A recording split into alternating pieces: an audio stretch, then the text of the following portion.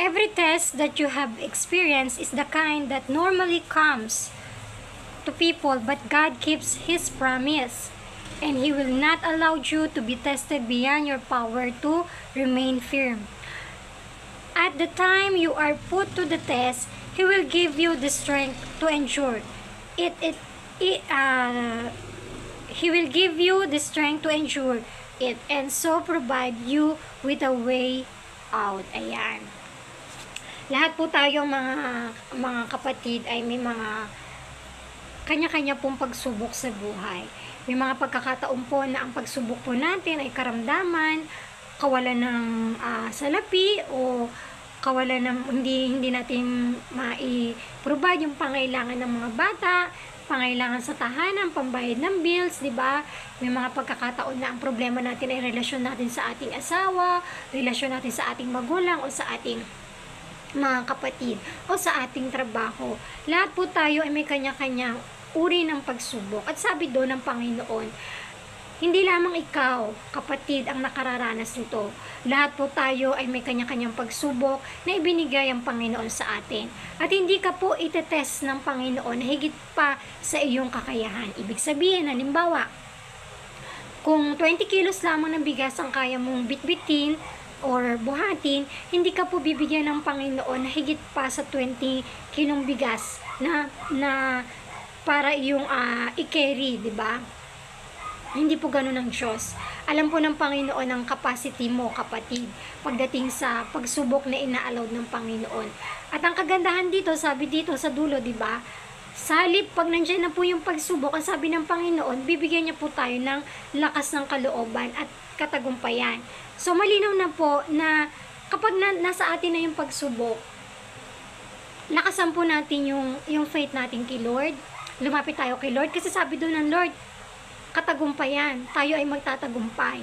So, ibig sabihin, huwag po tayong magpa-deceive sa kaaway, huwag po tayong magpadaya sa kaaway na hindi natin kaya. Sabihin mo po sa iyong sarili na, kaya ko to. Kaya ko tong pagsubok na inalaw ng Panginoon sapagkat ang Diyos ko ay makapangyarihan, ang Diyos ko ay nagmamahal, at walang mahirap sa aking Panginoon na nilalapitan. Di po ba? Sabi nga po sa Matthew 19:26, with God, all things are possible. So, all things are possible. Walang mahirap sa Panginoon. Kaya kang paggilingin ng Panginoon, kayang bayaran ng Diyos ang mga pagkakautang, kayang iayos ng Panginoon ang bawat relasyon o ang bawat sitwasyon sa trabaho.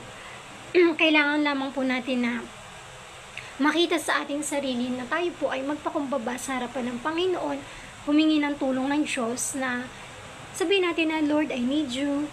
Lord, I'm desperately need you. Di po ba?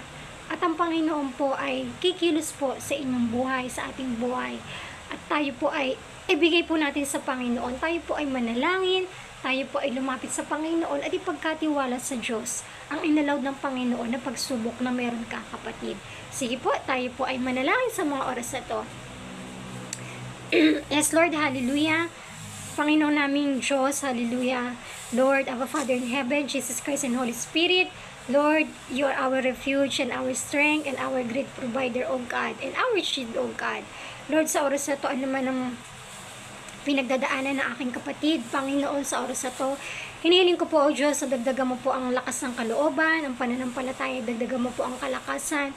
Hinihiling ko po, Panginoon, ang kagalingan, Panginoon, sa kanyang karamdaman, at sa mga pamilya niya na gustong gumaling, O God. Sabi mo, Panginoon, sa Isaiah, O God, by your stripes we are healed, Panginoon.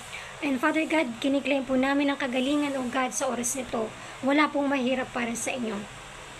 And Lord, sa lahat ng mga nangailangan ng pambayad ng bill, sa water bill, sa renta, O God, Lord, sa electric bill, I declare provision, I declare miracle blessing. Lord, sa mga kapatid ko, Lord, na patuloy na nanonood, Panginoon. I declare blessing and goodness of the Lord Jesus, O God. At nire-receive po namin ito. At sa mga pamilyang wasak, dinideklara ko, Lord, na mabuo at maayos, O God. At pagpalain mo ang pamilya, O Diyos. Lord, ang mga nangangailangan sa mga sitwasyon ng trabaho, iayos mo at ipanatag ang isip, O God. Kumilos ka, Holy Spirit, sa oras na ito, O God. At dinideklara ko ang kapayapaan mo, ang pag-ibig mo ang sumama sa bawat isa, O God. Dinideklara ko ang pagpapala mo, Panginoon. Hallelujah. Salamat po, Panginoon. Tinitiwala po namin sa inyo na tutugunin mo, O God, ang mga panalangin ito para sa bawat isa. Salamat po sa iyong kabutihan at katapatan. Pagpalain mo po ang bawat isa at bigyan ng kapayapaan at pananampalataya para sa inyo, O God. Ito po ang aking dalangin, O God, sa makapangyarihang pangalan mo, Lord. In Jesus' name I pray. Amen at amen. Kapatid, kapit ka lang po sa Panginoon at pahawak po tayo sa Panginoon upang hindi po tayo malaglag. Mahal ka ng Panginoon. Huwag kang susuko dahil ang Diyos po ay hindi po sinukuan ng Panginoon ang ating buhay. Kaya maraming salamat and glory to God and glory to Jesus. Subscribe us and God bless. Thank you for watching.